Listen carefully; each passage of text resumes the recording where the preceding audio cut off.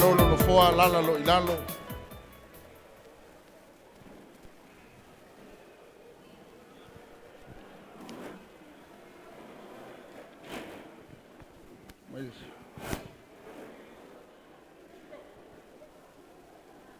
Ya, sua ku mere sunga fa malo. Sua ko ore pikola e. Le lo ia isi ava noa ia le tu tai fa mole.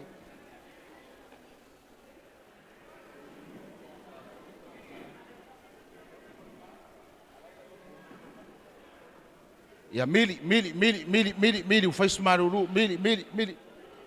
Lua pati. Ya. Ya tia ule avatele man falo alo te vala awatuai le sunga le sea ya se fai mail tanto talo fa pa ia tanto tau mafa ama ea ia o le tu iluma ia o lo yaile tama tai la le tu manulu la wala fa peona ngafa male serving ol tanto head table ia o lo tu mai ia fa peona fa nga solo mai lungol tanto lau sunga le sea se fai mel tanto talo fa pa ia tanto tau mafa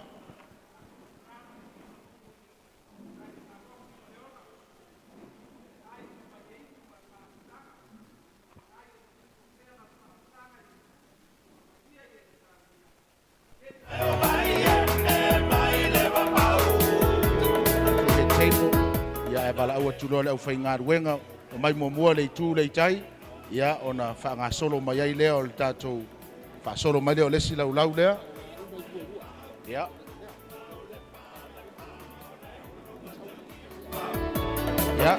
lea laua musu mai mtafa e alu umai tu e lua ya su mai le pa ia le tu lea tatou walu fatasi e nei e vave fo tatou fa mo nei po wala watu pa ia inga su mai le ofisa malu le komsina su mai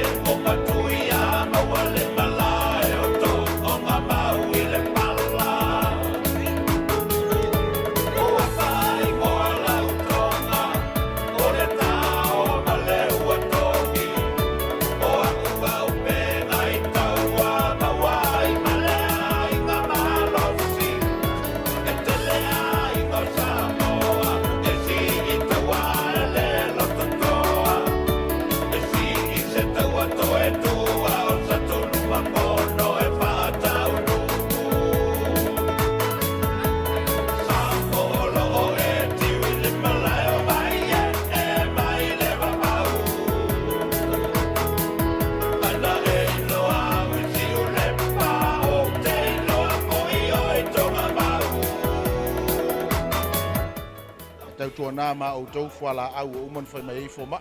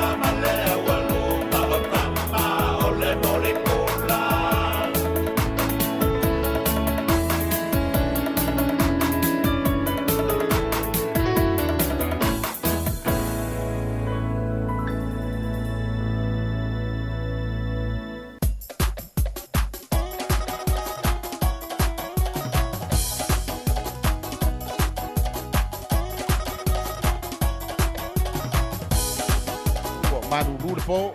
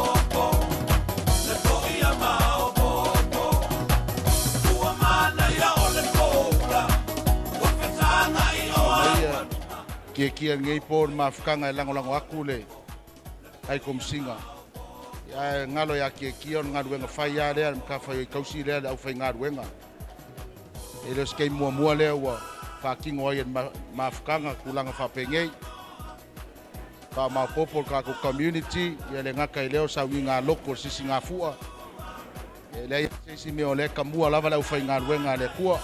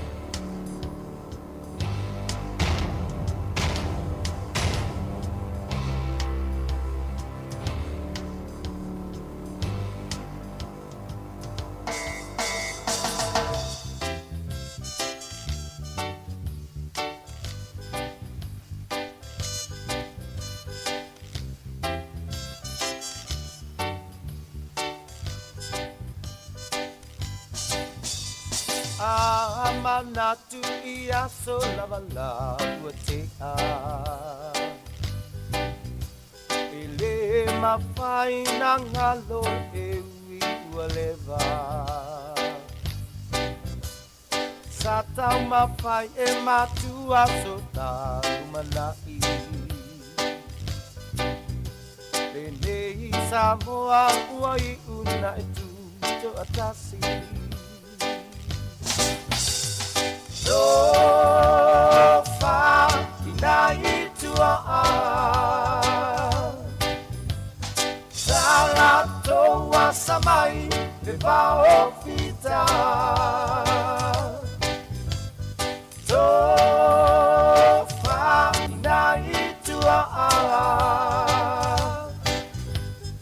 Ile alofa moni ya Samoa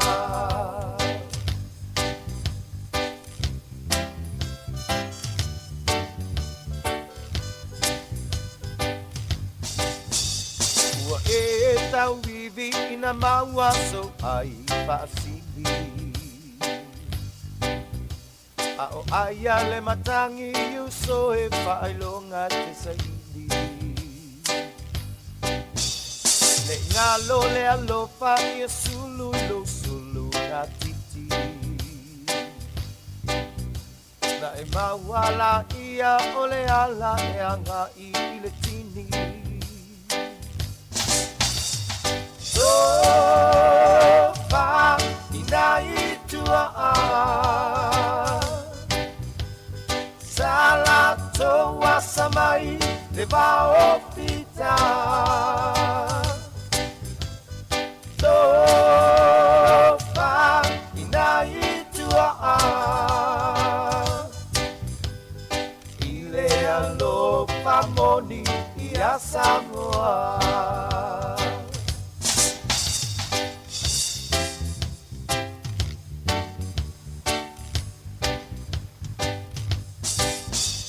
Ole upu ia seu ole manu atangai ile ngadu Wala nei Samoa o se manatu Manatu ilo ta whaamae nei te iwa malepe Ona tangi ai nea ole fatu male ele ele Sofa inaitua Salato wa samai le vaofita Sofa inaitua Ile alofa moni ia Samoa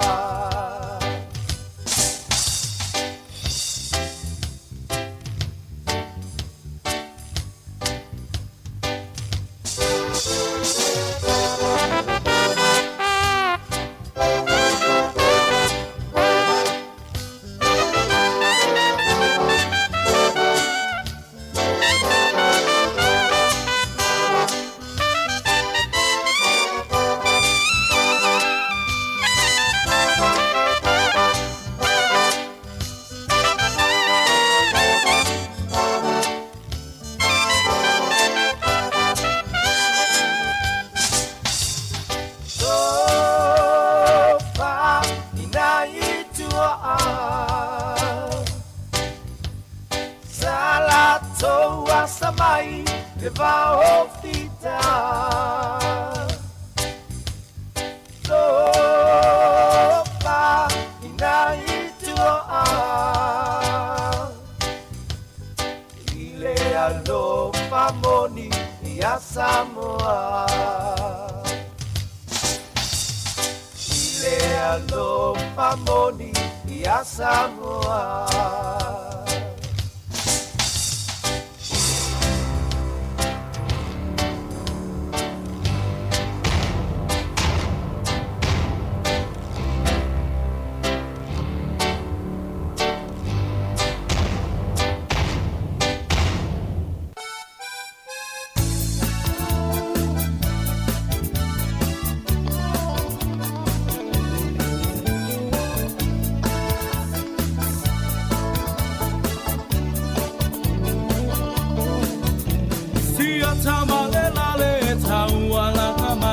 I say you so what to fire say so vai Aulota oto ma etilo iai e wa ese episodo ai na e alua tu lea ese ainga o fai se lo tu ai fai essa ta saminga wa e mole manava na o si toya ina le la le ua matela ina foi messa falinga Masa fili-filinga Emoni e alava kita E te talanoa E te leiloa Mana tole tawalanga no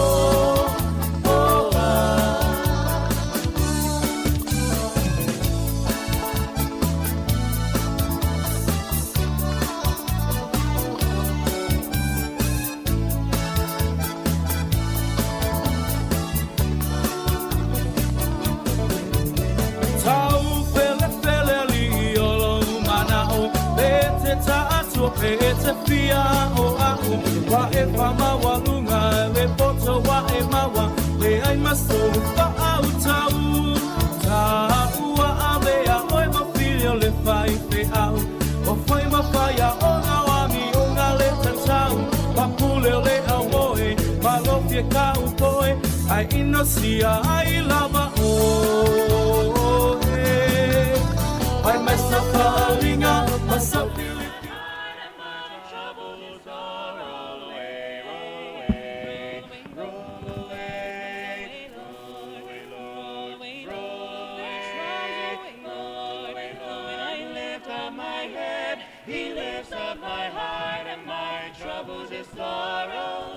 roll away, my troubles just roll away, roll away,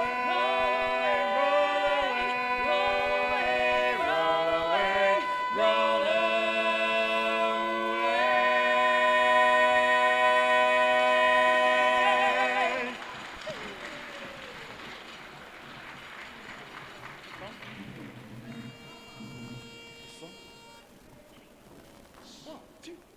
أول بيسا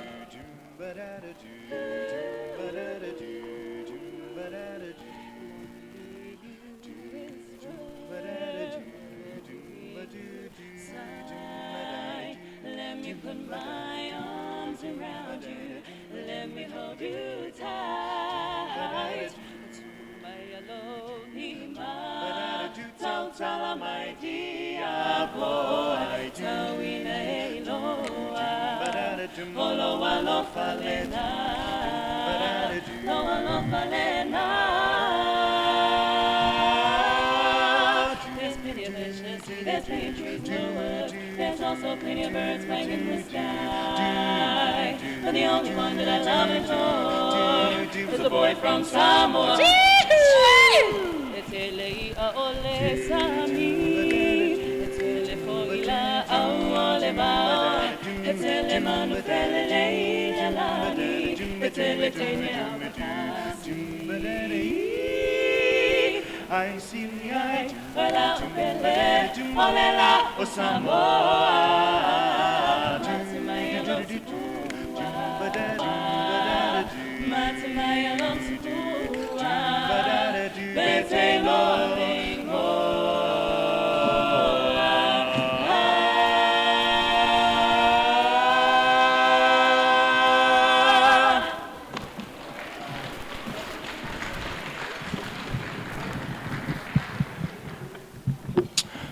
Talofa lava, pa ia ma le mamalu au fia. Your Excellency, Hafamasanga Whaamatala Toleafua, we'd like to congratulate you on your appointment as the Samoan High Commissioner here in New Zealand, and also to your lovely wife, Mrs. Toleafua. On behalf of myself and my siblings, you have our best wishes, and may God bless the journey ahead. We would like to thank everyone for the opportunity to be here to perform. It is an honor. We'd also like to thank our spiritual mother and father, our whanga and sina, whaafia, for inviting us. We are the Fifth Melody Quartet, Oloingo Solomona. This is Jane, Sina, and Theodora. We're excited to be here. We are currently the 2022 New Zealand champions. And this year we're preparing to compete in September in Auckland to qualify again next year.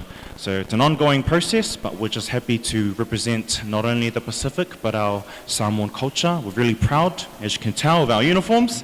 So this next song we're going to sing is one of our favorite Samoan songs. It's a traditional, it's Samoa. Hope you enjoy.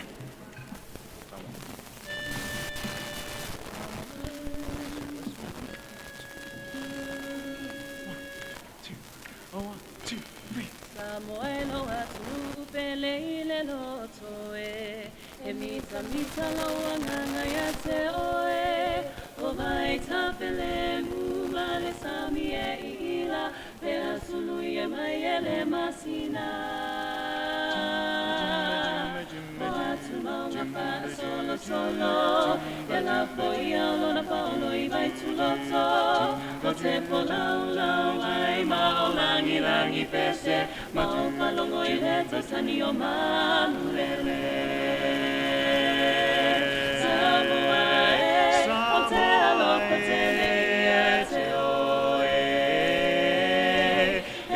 Mita lauanga ia te oe Tingano malangai atu nua papalangi Ele ngalo mai Samoa ilana masani E maua fua talo mawhai ulu maufi mapalu sami Masina iai na iai Juma o tangata uma e pe alofani E alofa fuai so se tasi Le iti o amori mau mai le tasi tu si tala O Samoa le penina o le me masa Samoa e o te alofa te te oe E mita lauanga na ia te oe Samoa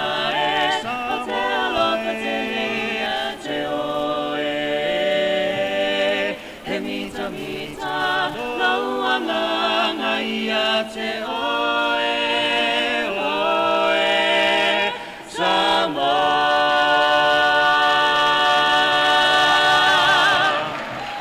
Next song.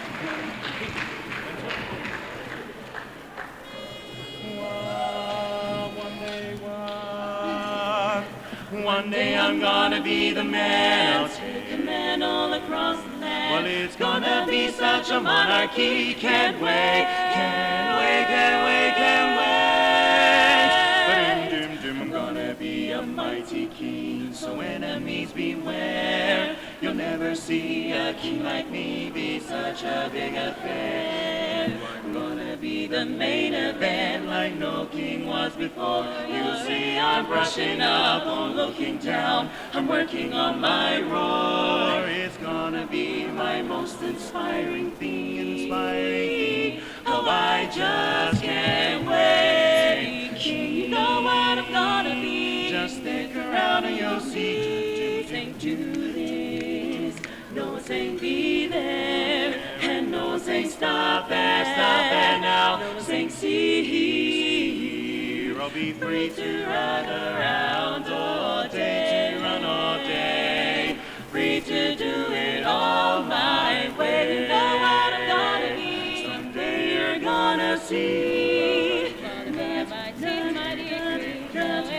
You better be afraid. I'll be ruling over all the land, and I'm gonna have it made. all day. Gonna go see that everything will go my way. Well, it's gonna be my most amazing thing. I gotta tell you what I mean. I just can't wait to finally build my monarchy. Oh, see, there's no one saying do this, and no one saying be there, and no one saying stop that, no one saying see here, that I won't play around all day, all day. Gonna do it all my way, hanging around all day. Everyone hear me say, do it all my way. Some people try to sit me down, to have a heart to heart.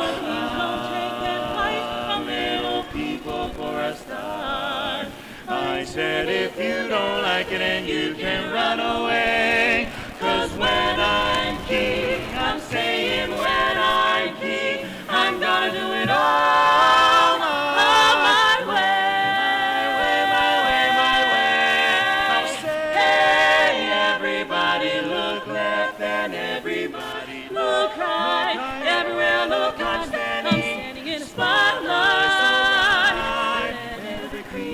Go for broken, sing, come on and see. Hear it in the herd and all the weak. That it's gonna be my most amazing glee. I just can't wait to be king of me someday. Then I'll do it all my way. Someday I'm gonna be the man and do it all my way. Can't wait, can't wait. Do it all my way. I'll do it all my way. Ladies and gentlemen, the fifth hymn melody. Thank you very much, Jane Safune Sina Solomona. Paftai mo fonga ai nisi fia mo mia le fia I fapoiponga as fanau maliu ia so tai mai matafa o yo le te utupe ia ai o le manager yo sunga to ina ia au fanga fia o ia le fai mai e le fai mai le manager ia to te utupe ia fafta ia tu foi tu a ia sekuini ia maesta e Sarah ia mo le fa le ino taleni ma le lango nai fanau ia ele to mau fa mai tanto proclame la so mai el tanto a t-shirt tau fa pertani o t-shirt o le t-shirt ia tau ma to Wellington o le t-shirt ia le la ta pena mai tanto ipti ia fa vela sina vai vela ia o fai vosi manu rua le fiafi ia ono sai mai pe pa ia ainga le ngai faitale fa alo Maualuga la fai ngaruenga ia wa lava la to fio fai melei ia wa le fio mai na fionga Komesina ia malona faletua ia le la ta pena mai tanto ipti ia amai alol tanto ipti ia ona fanga solo leo iniso tanto proclame o toe le toe mau ia masa fai tula ia tanto mai ale mon le fiafi.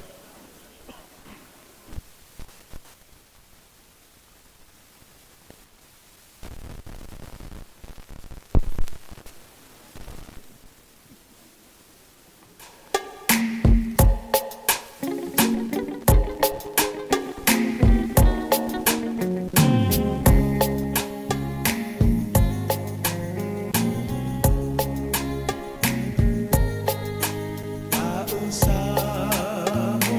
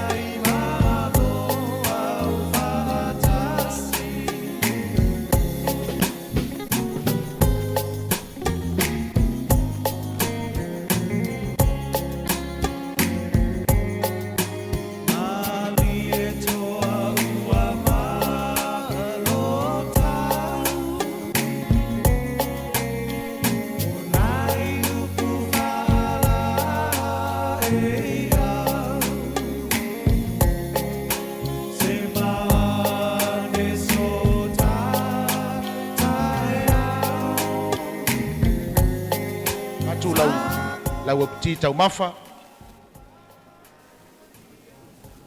nei afiafi ua fo'i se marua fiafi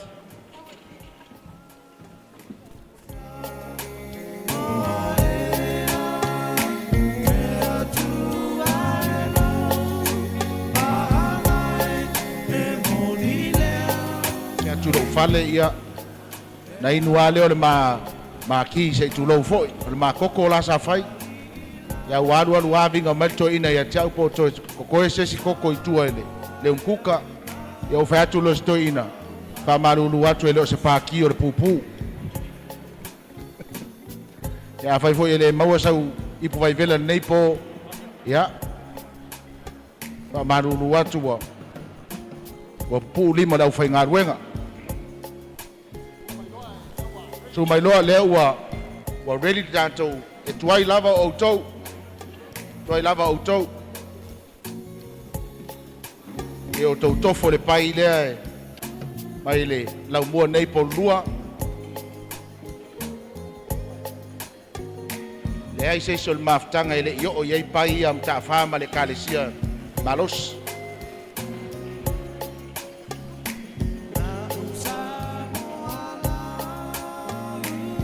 so mai loa leo tatala tatou laulau. For the sake of our non-speaker, our dessert is ready. Come and help yourself.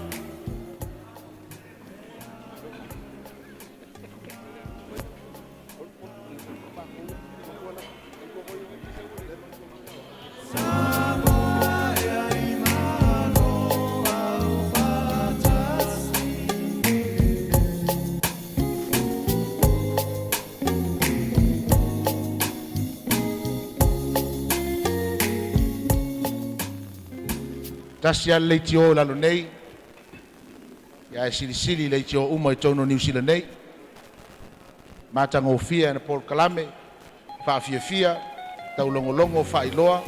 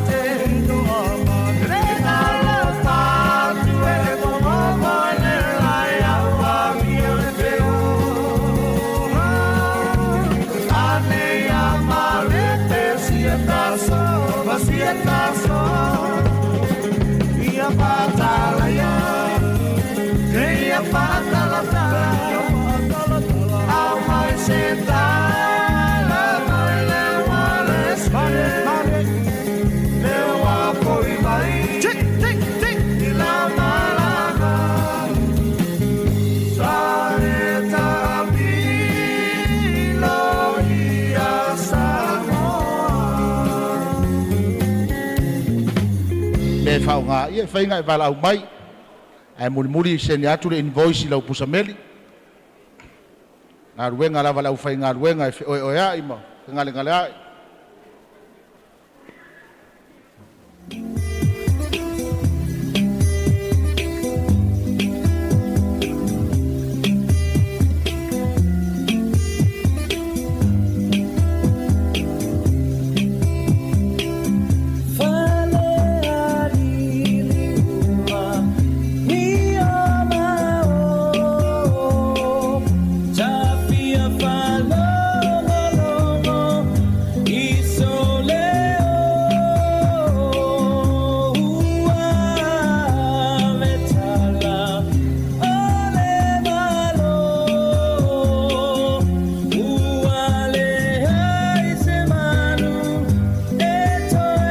na o se o kapai ia o na longo leo matawha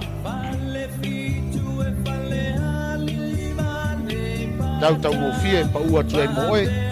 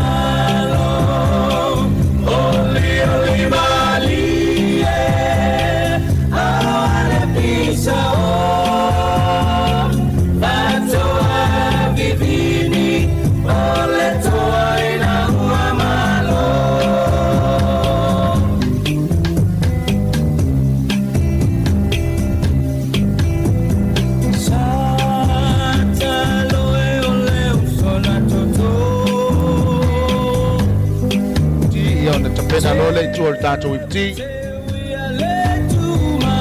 alo fatu foi wo bela fala bela fa ngase da fai ka fai ngale tua alo fala va komesina lele level to mai ne tengo pen malu au fai ngale ayo masa ala to yo fe fani mai tu la ya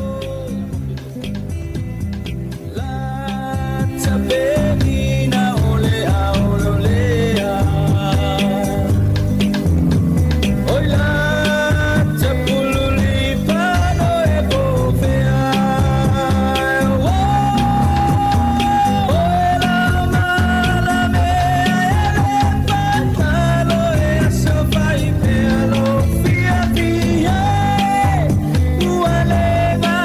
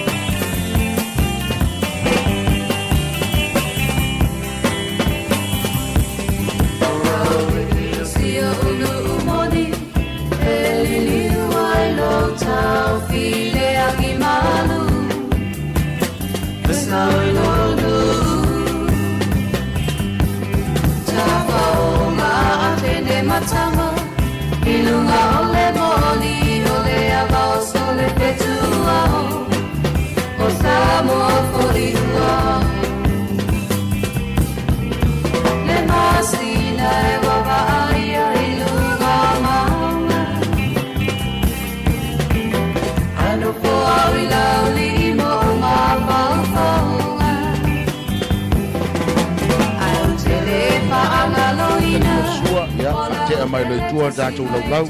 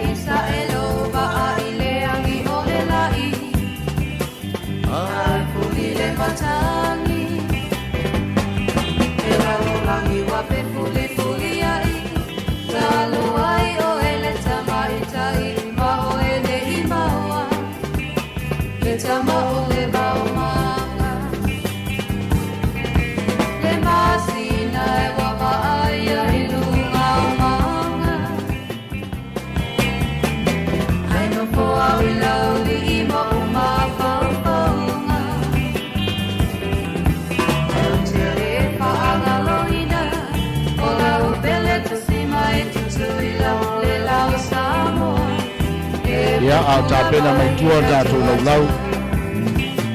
Ia te au le nganga whalalu tele. Tātou e nei awhanoi pai e aingana dua. E nisi foi o fuafuanga ia o na whai o toileo sa mātou upu nei e fiafi.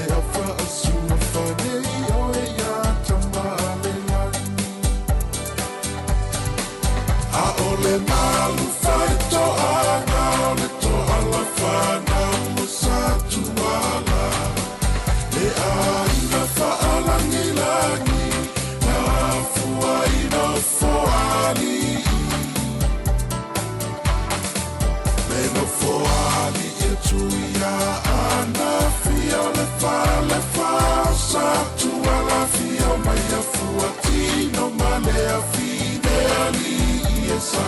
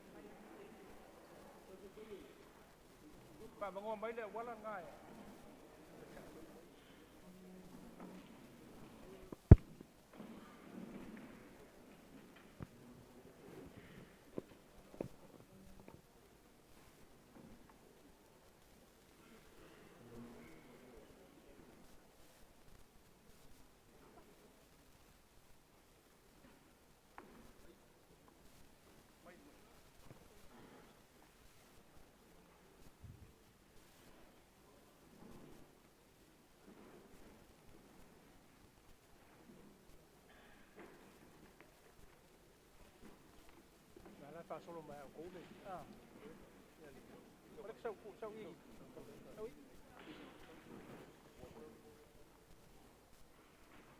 sau đó có cái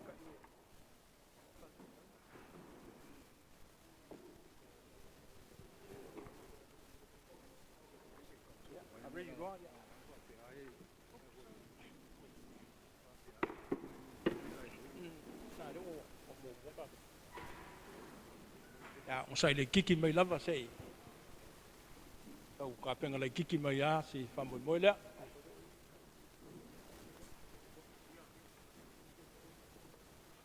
a ready to find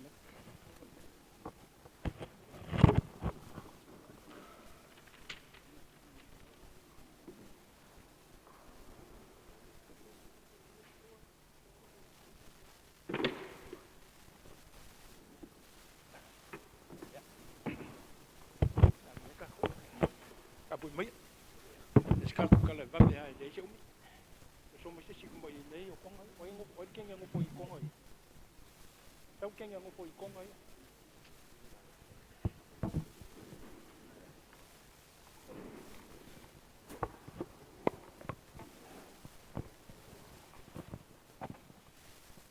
le kala i le malanga le kengi o singa le saile sa fia ko e asia le mauka pai valu o kupu inga wa kongu ka mai ka i le uai pai o le mauka o nga ku le ma fa ku lo wala sia le pai lua kolu fa penga lava kala ka mai ka i ku lo lima ongo fiku o fa penga lava kala kengo singa le saile ku lo inga wala sia ma wa kongu le pai valu o le mauka o kupu o nga ko kuli leo ka mai ka i me whapeange. Kulou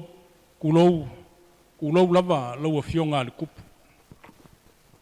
E makwai, e moai wha kulou o wale pa ia o le kupua ma le mauka ngei. O le ko ainga o le kala le lei. E suai le sunga i ko inga i au whanga ma le whakua ia singa. Kai ngangel pa ia o le kale sia e whakasai Kennels Creek ngei. Ua maluka we e le kupua ma le lao ai. Wa o lewa e sa ngai singa ula. Wa whakawaka fo le la ma le masinga. Ua ngofo ia fo i sua ma wololo. Lea wa a fio mai le pa ia o le whenga luenga. Lau sunga i kei fongo. Kei ngange sunga i ko inga le whionga le sea. Ma le lo le whenga luenga kofia le kua i whakai fia. A wā le wha moe pe unga ma fukai. Ya ma vala au fa alo ai le fionga il Komesina o le malo Samoa ya le fionga le ko soli ia msanga o pa ia sa ma fa nga o le ngai fiafi ma le po u ka ko yai a malulu wako le ale ko o ai se kala al fal fikum fa sko ka kongu fa mo o le o ma kala yai ko inga kai mu sola ya faile mo ka ko ai manga ko le o ma ku fau ma o sao yalo Palenga au foi le kalinga o sua, wala u fionga ile Komesina o le malo Samoa. A le kalinga o sua ile u fionga le kai fongo. Kai ngange le kalinga o sua wal pa ia o le u fainga luenga kofi le kua. Ia fa penga foi. Ia le mafukanga ile nge fiafi. Sa ma fainga a Samoa ngungu waku fa kingi o kausala. Le usonga ya ku mo mapule e le ko yo ia isa ma ku fa klanga.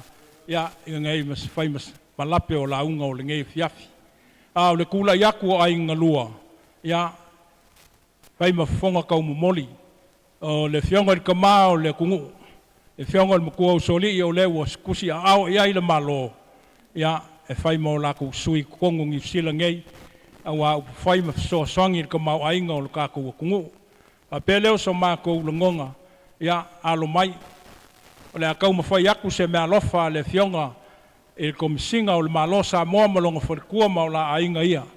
A alu suanga o le wakele o le asa silisila i le kau e le au ko whamalie pale i le kuolo ko whingalo a o le akau mawhai aku.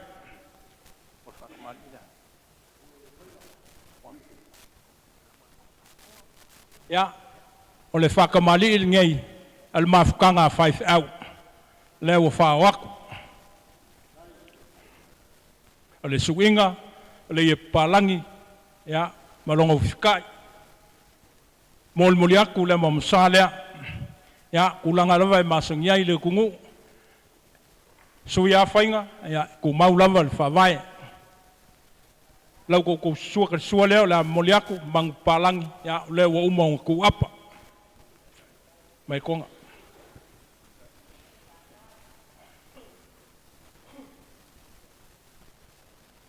Mangiki le akamali e ufika iai le whaaloalo. Pai o le mafukanga le uwhenga luenga.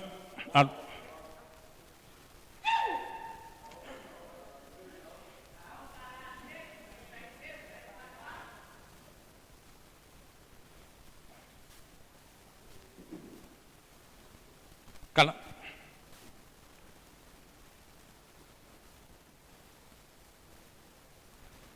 Se makule le inga kaulangi. Ya, lewa kala mai, ko whai le fionga i le, ko usoli, ko whanga al mafukanga whai au.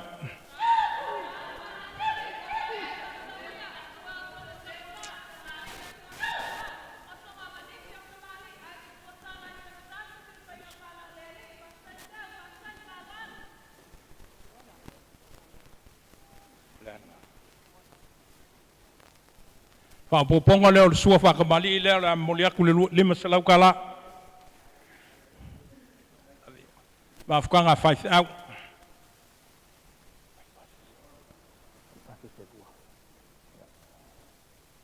Me alofa lea le fionga le mako usoli ma le wharekua.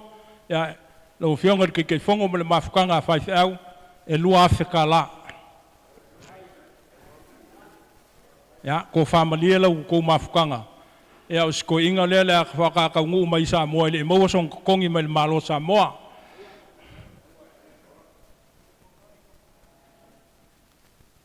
Ia lau sunga ile ko inga whanga o lea sa kai ka ia ka ku Sauniga. Ia le mea lofa lea le fionga le mko usoli. Komesina o le ka ku malo.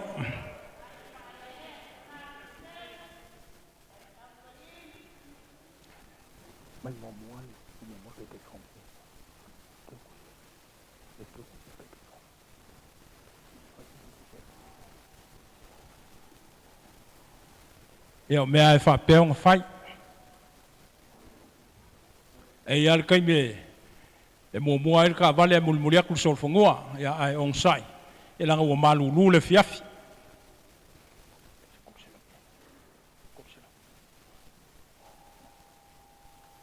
Ia mea lofa le ua fionga le kai kai whango. Ia ngai maulu ngā i le maunga le me ke suai.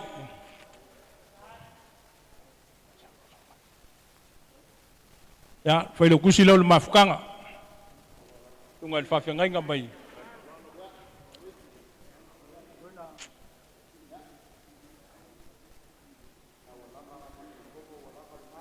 Langa lewa e ka ualo mako o mai masio ka mawhai au fau i kongo le mafukanga ia se o mafofau se kaini ia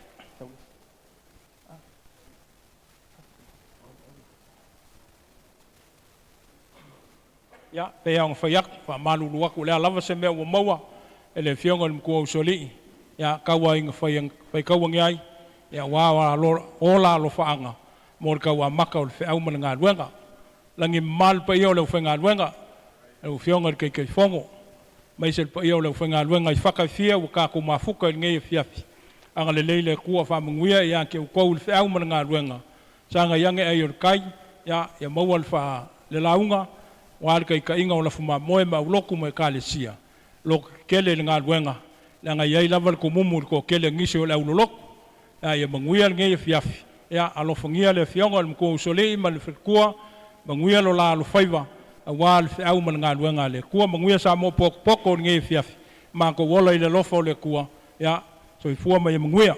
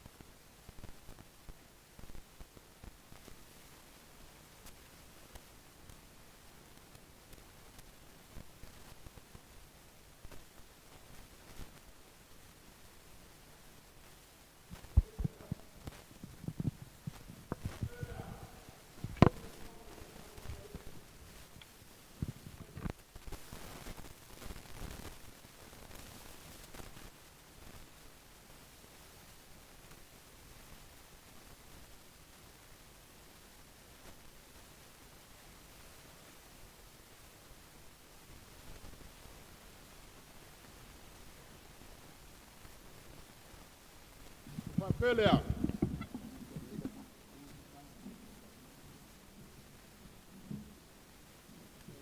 Pelea from Sanga. Ya kau kunga ma oe no ko. Ya le mangaku ka ko ainga ko fidi o wa makua. Ya fainga le kua. Ya salo kasi de be lewo sa ngo mai la u fainga luenga. O ke fa kai la u fainga luenga ni fa mo la so ni. Ya le mangaku le ainga ngai fa ngai ma ko fa ele le al pa ia la fainga luenga. A fe ia ku mo mpule. Fa bai ngal fa mo le so ni. Fa kai la wa fionga kai fongo ke fa ka wala. O ko mangaku le fio mai o makua o sori kama make makea malo fa pelea ya mafkanga faisau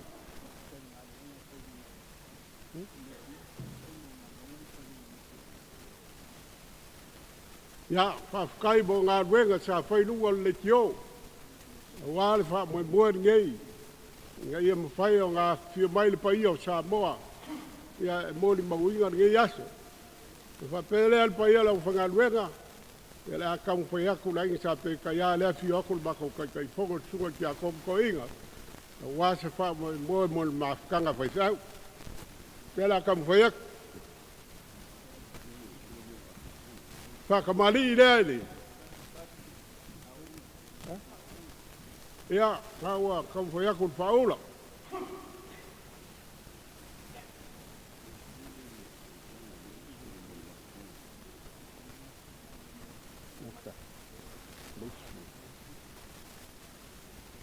Ba. Good. Ia. Ia e whaatasi kai miumua. E whaapelea. Wale me alofa le ni mawhakanga whai whiau. Poru afi. Mawhakanga whai whiau kia kai whonga.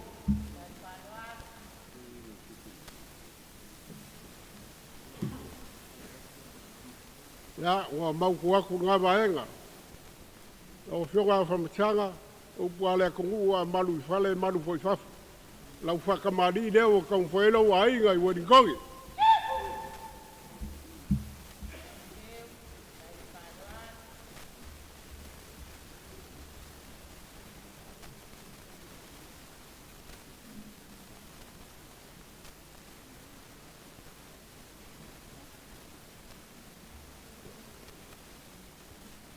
Ya, ke unga iol, whakamali lau whionga ne, Komesina Maualuga malo.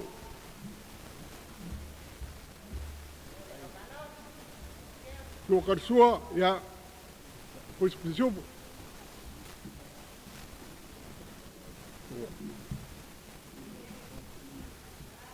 Koga le ufika yaide, whakamali lau whionga Komesina.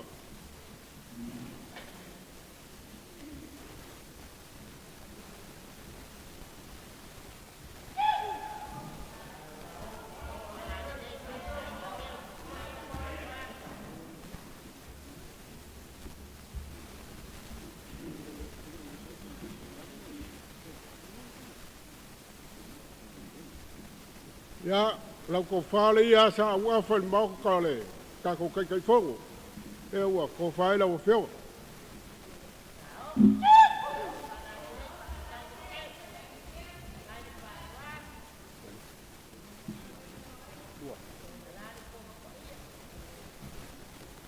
Ya, o mauku aku ngā waenga.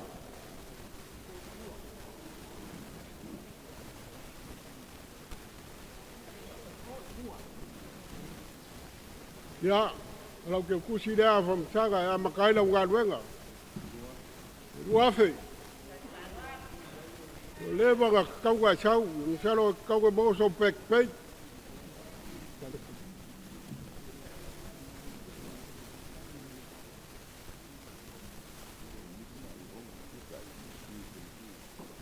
Ya, misa yongo. E kari kongu wa lewa kauga sau a whamtanga o e lawa sa. Te ngai mo ka ko malo a whakatkali leo mai o ka ko Komesina. O le mea lofa lea la ingo. A whamtanga lau whionga.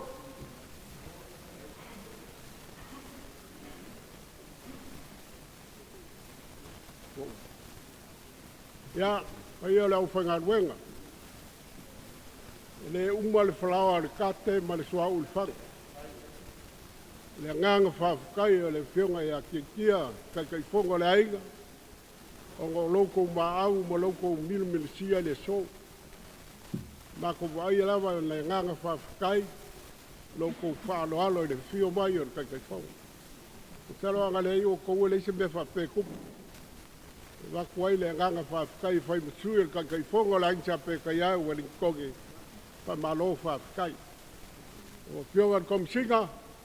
O mamanga, whai manua o whaiwa, ia manguia o erin kongi lo kulai mai, pa i o Samoa, mai se le kale sia I keno squik ni ai, kai mo nge yaso mo ka ko fa mo moi wa ma ka ngo fie de fa mo moi ka ngo mai ka ko Komesina o ka ko fa mo moi nge yaso pe mo fa dia la sunga ko inga fanga fa kai mo fa vonga wa inga lo ko mauka wa nge yaso mal fa mo moi ya lo fongia le kua pa ia le fa ngadwenga mawala ko fa wa le tenga yai mal fe au ka lai mal finga ngalo pa ia le kua la wa fionga se fo ya tai ya ma lo fa kai ele ave se ar se ma tai o ma ko ba ki go fo ile o ye de fisu ye go ta ko fa boy ya manguia lo ku le bai pa ia Samoa ya ka ape manguia ka ko po ala mal ma ko manguia ka ko was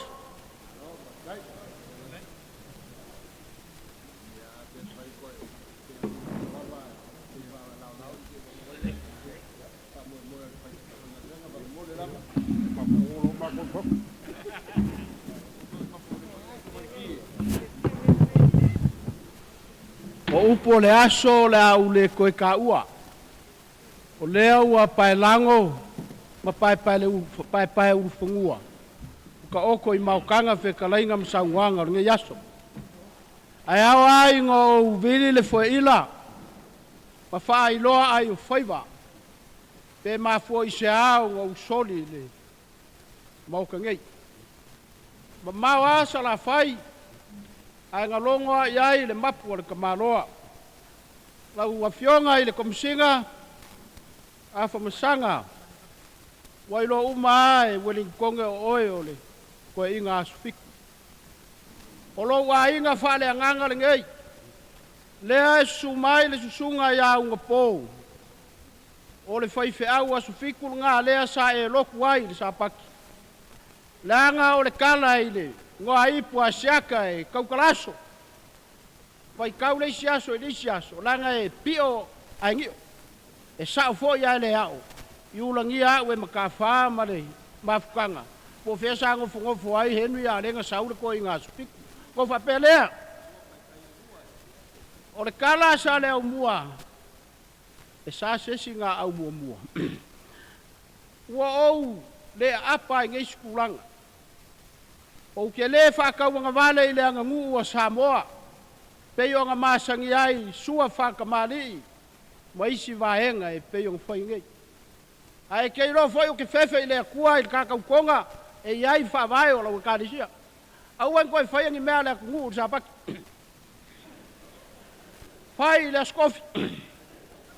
Pauanga o lau mangaonga. O lau sua lea whakamali. Maisi vaenga umor sua. Wa iai le afe kala. O ke nei lopa o whai a kia sau alaungi. Langa kama fu e kau kuai anga mei le sikaini. Pea ngau whai aku o sui whainga e ku mau whawai. Ai le ave se ai le mamaru o ku manga Samoa. Le ko wha lea o lau fionga e afe kala. E au ar ka vai o ngafulu. Langa o lea ua e ke mai markaula. Lea la kako ngā luluei. Lusu kolu apple cherries. A mai le ula al ko inga.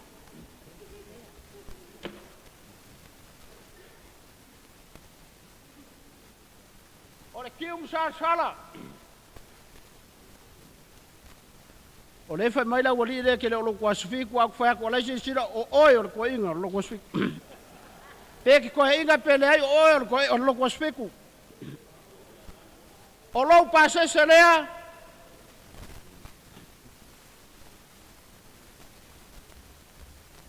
O lou pasese lea ke pasese mai ai le loku sa paki e afe kala. Wa uma upo sa le mua ma le kane sia sufiko Wellingkonge Samoa. Ia whapeo nga uku mkaua le saanga. A wau whaiva wa ko kofi ai oe e malo Samoa. Whamanguia le kua I rongo foinga, whamanguia le kua I au aunga le kua, whangongo mungua waso mako manguia, mako wola I le lofo le kua whawhikai.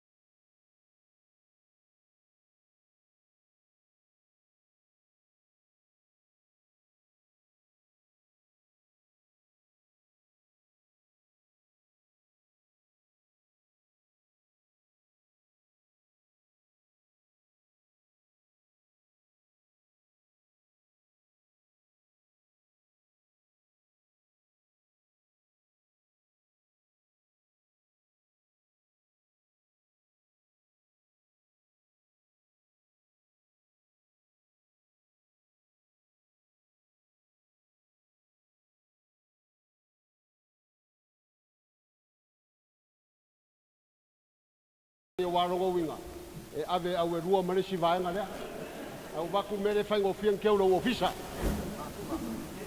tau e ufika yaku lalanga lea konga uma Samoa ya lewa ila whainga ruenga tau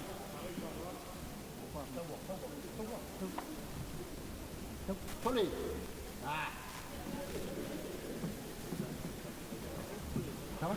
Are you going? Are you going? Sabar. Aku sorry. Osoi kayo.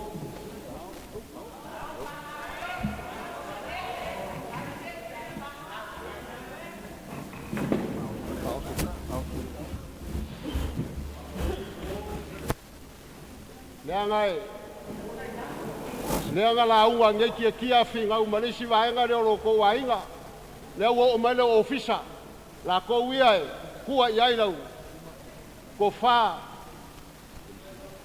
Lau fionga nei Komesina. Ora kai ideale. Lau staff.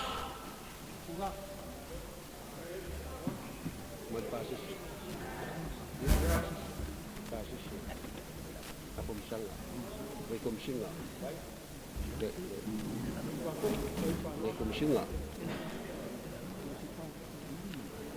Boleh enggak? Komesina ada. Sanga. Nangale amakala ngwadwe ngai ile ubo fo shopping fiki ngai ku. Ya fe kalale amakamaka mari ai. Fa kalila walau ni la oso mai kaya Samoa.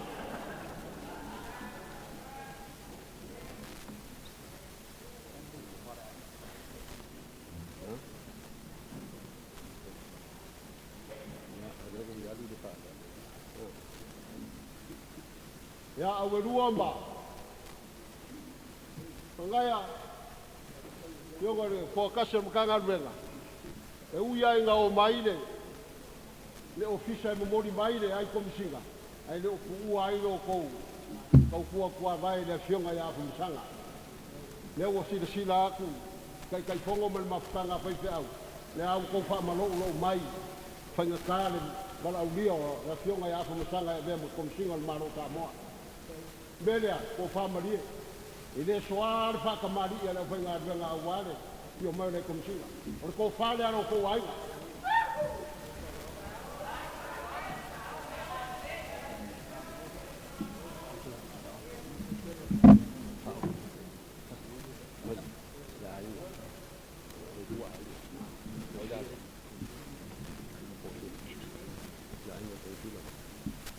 Langa leo ke vai aku walua ia ku ai ngo mai langa ai nga lua. Ia lai ko fuar ka ngaka malanga me nga fai. Le fo la ko fa basenga lo ma fo fau lu fa basenga nga ku o mengi. Ya le ia sa o. La ngai fa pinga. Ole ai nga leo lai Komesina nga mua mai. E afe kala. Ave fa ngai. Ai sa pe ka ya ngai. E afe kala. Maide. O ko fa o sora. Pusa si fi ka ka u me ne kuila. Ya.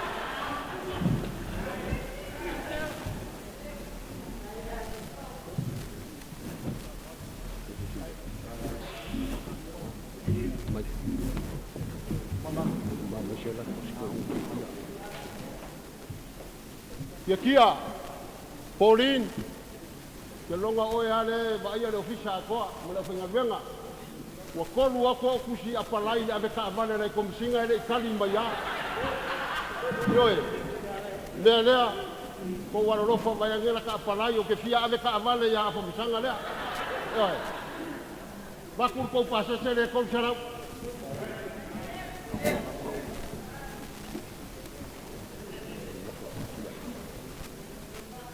Kia, nanga leo oe lea la unga le ingu. Ioi, pa pe fai mai ngai awe ruang ka lafo ya aranga le ngi lafo fai mai. Ya, wakulo lafo le kia. Ah, Ia.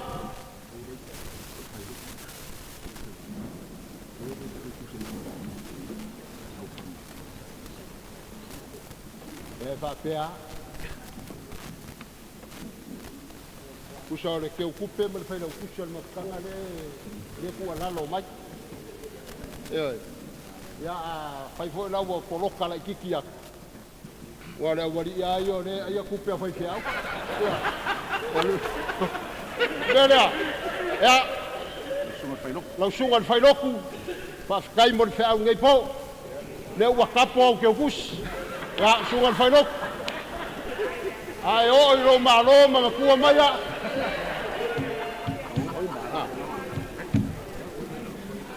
Ia pa kele pesa ma ko leo.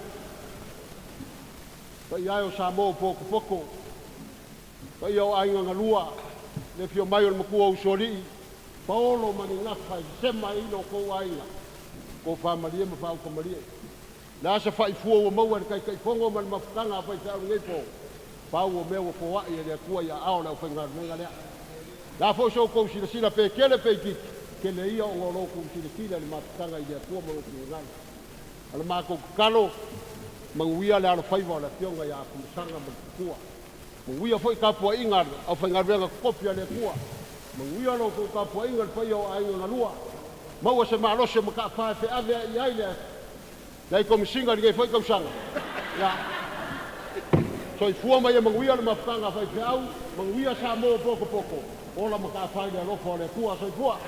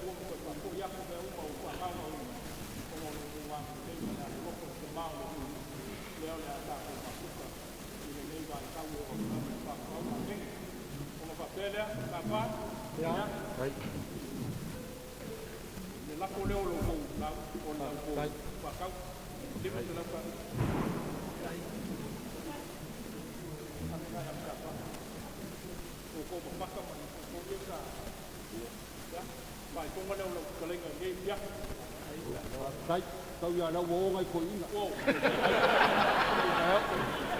Kai fa ngai. Kai da ban fa ran. Ya na le na ka ko ai ko ke ba ka la fa te au. Ke ke ko ba fa te au. Ulai mai. Ya.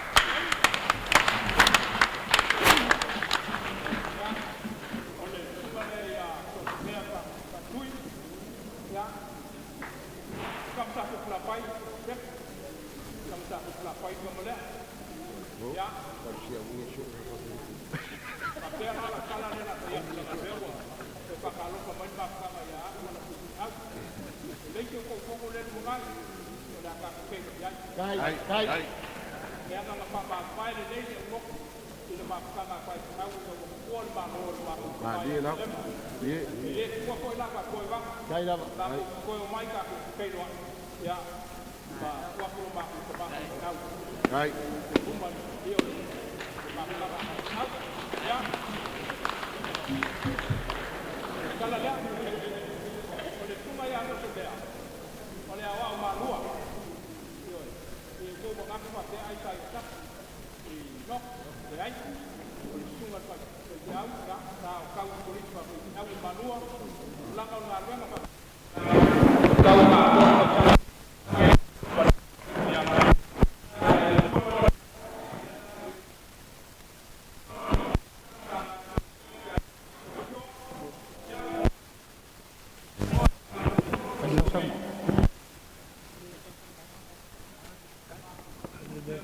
Pai o lesca.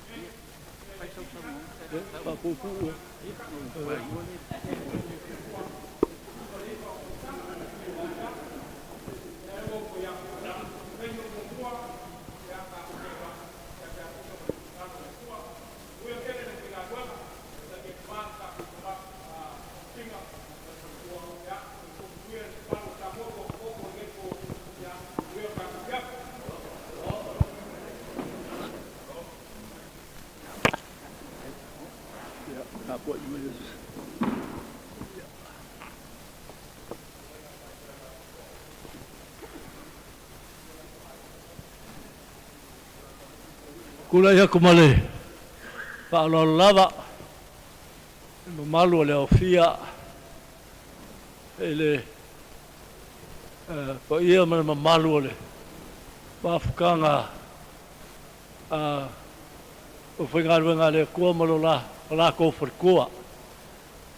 Lau sunga le kai whongo, lau sunga Reverend Malaki.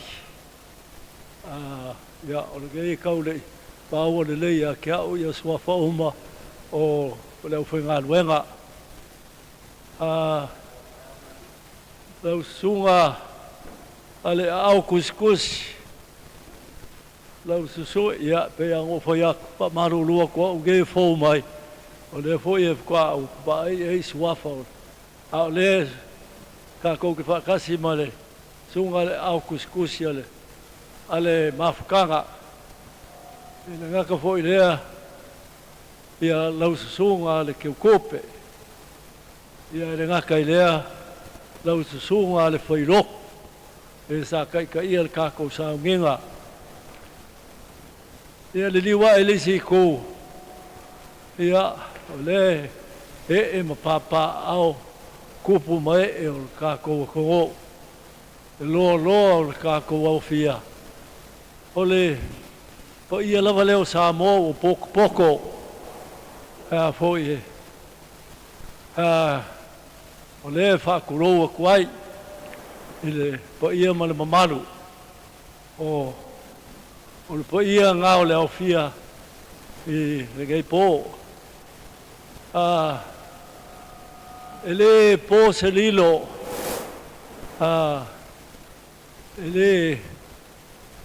ele kau wha makalainga foi le kele o le loko sao po ia o Samoa o lo alala ma pa au i New Zealand ia o kaimingei i Wellington pe o ko ia i kako mafukanga le po ele po se lilo le kele ma le kaua o loko sao le aki ngae o sio kako kongo o lo kapua i mai o kou whaiva. O lea e mamoli e kuai, vea lo leo, whakawa. E mamoli e kuai, ia se whaakai, se whaamalo, e lau kou ngā luenga, lau kou kulou, lau kou kaukua, e le aki ngae o le kākou malo, ia masio kākou kongo. Le o mi sau fa kalanga o nga ua loa foi le fiafi o ua kau foi nga fai se maro longa o le ua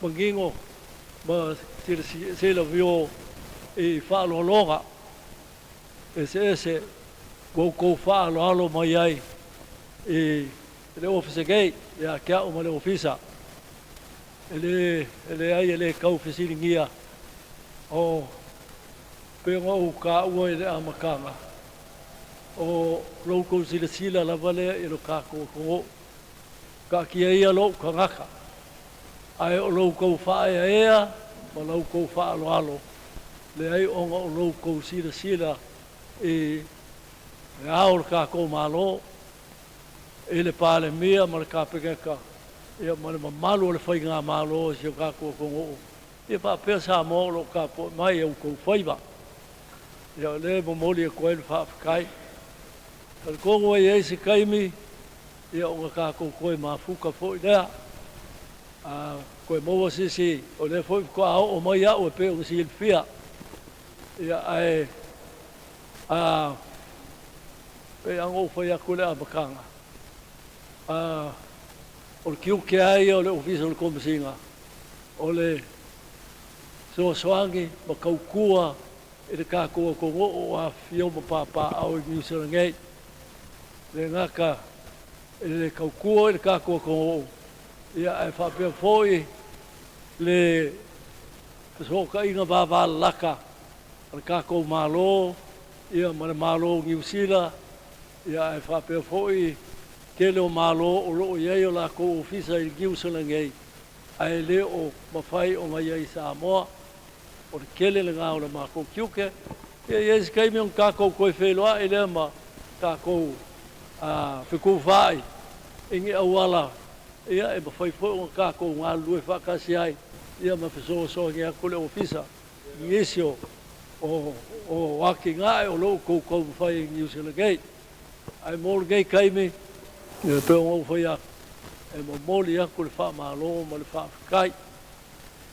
Alo whangia leo koa lo papa alo ko whiwhio papa au i New Zealand Gate. Wa ina mau i lau kou sunga leo whainga luenga le kua. A wā ia le lau ngainga o le kala le lei. Kupu mai o le kākua kongo ia maua lau kou ko whawha kup. Maua lau ko whawha kamani. Maua lau ko whawha lea kua. Ia awā, ka inga o ainga, ka inga o kālesia, ia ka inga o kāko kongo i New Zealand Gate, i Aotearoa nei. Ia lofongia foi e lea kua, ia kaungu mai, i kāko ofisa, ia ma soasongi mai, ele whaki moinga foi, ia ma wha o le mākou au ngā ngai pe o ngau karangoa kuai. Ia mangu ke leinga, o mea o ko e sea o lau kou walofa foai e pe o ngā whaaria i le pongei. Ia alofa lea kua o wha manguianga, ia koe wha kukumu, ia koe wha kele aku. Ia e ngā wha manguianga i ngā luenga, kofinga o loo ngā lulue ma pungo wa iai. Ia o se kala lea, mangu ke leinga le kākua fiafi, mangu ke leinga ia le mamalu o le whai ngā lue ngā lea kua, kupu mai o le kākua kongo, ia ma le loa Samoa o loo poko i le kākua mafukanga i ngea fiafi, ai soifua ia ma ia manguia. Ia ai ola le leo o le ngea ofisa, whaafikai.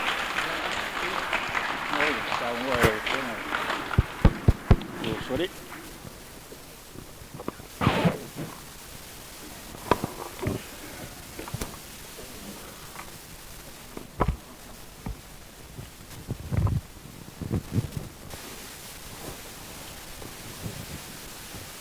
Lei foi esse calo. Langa ole tiutea le fa te telefon. Leo.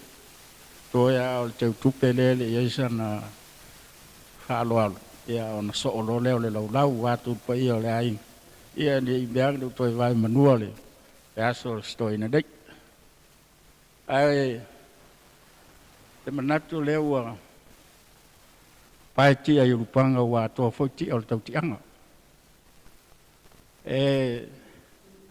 po ia o le nei fiafi ia la tau toi le toi o yesa u fam talanga ta fatolu o pa ia o le so le suatu le fionga le Komesina sili molon ofisa so mai ma lalta mai pa ia o ai ta nane pa ia o la fenga venga le o ta fatolu le na o pa ia o le nei as ya no fa pele ya no we au tino to sala wa pa ia le popo pa le solo ta fane o le fionga ele Komesina sili ya a failo leo e fai mafongo o maftanga fai fau leo to foi mautanga lau saunoanga fa tupu fa tamali e tusa le ne fiafi o le tūlanga o lau tau whawhitei mai le au whainga ruenga tasi lava e foi atu. Tasi ai foi atu. Sanga. Le nganga lava o le whawhitei. Ia ana ua tātou wheiloa ai whiawhia o le mea sili lava lea le nea whiawhi. Kai foi tali wala au e pe on wala watu le mawhitanga nei. Te whio mai ma tala mai au. Si tātou wheiloa. Le anga oanga i atupu. Le au whaatino le nea whiawhi. O le vi inga e fo i ai le tua. A whitai o le whewa e sao noa e tusa o ngā ruenga ma le tātou nofo ai tutono lau mo nei. Ia, ua whaalongolongo te foi mo le manino. I lau sao noanga i al manatu. Pale a tātou whapea lava ona whai. A tau te whilongo ai pea. Ia, a foi le nai tuole. O le tātou malo, ia, ma le au whainga alunga foi pea ona mātou nofo atuai. Ia, ele umisa whamtalanga. O la mātou te talo. Ia lofa le atua ia. Manuia laulua tūlai mai. Ia whātamau ainga pēa lau whionga. Mai whantua. Ia mai se foi o le ofisa mamalu. Ia aia lava ngā ruenga i le whaingo fie. Ia si o tātou o tunuu mai mātou nei. Ia ua vaita mai le nei e tunuu o mātou no whai. Ia, pai ai o tātou mawhitanga. Ia ele toe whaasili se tala le kei te whono, a mea o whangau ngau, e tupu a mea vea. Tātou te whaia foi nei mea o no le atua, le alo tangata. Ia e whamanuia lava le atua i me uma. A la whai uru tātou mawhitanga te talo. Whawhitai te maa, e maurunga pēa lo walofa ma lo wanga le lei. Whaalia foi le nei whiawhi. E lei titi le mātou whawhitai le mātou whasinumanga. Le mātou ngangana o a mātou tūmanga. Le anga o mea sina ia na e whai mea rofa ai li Samoa. Le lava o whaatinoina le nei whiawhi. Se mea ina a mātou ngofie. Moli le mātou whawhitai. Ia ona ua taunuu le nei wha moe. Fo e tu lava i la o fio le vi inga ma le whasagi. Talo ia u whamanianga. Ia i mātou umanei pe a ta ape foile. Fua mtuama. Ia ia u whamanianga mo mori le soi fua ma le ola. Ia o mātou nuu. Ia o mātou whale. O maota malawa. O maumai o mātou lunga. Malunga o lau whanau le lalangi a toa lo manuia ma lo file mu. Ia lofa o lo mātou li o Yesu Keriso. Mawhute na pēa i mātou le mana o loa ngā pa ia. Mātou te mālo losi ai. Nei se iau o le whāwawau. Whāwawau lawa. Amen.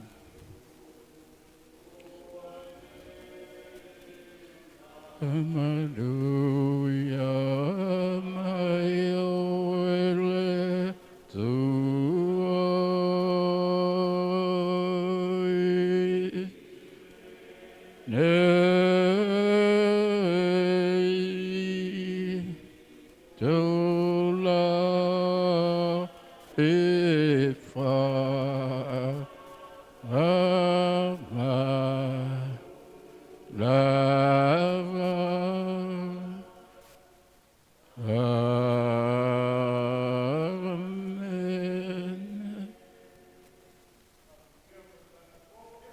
Amen.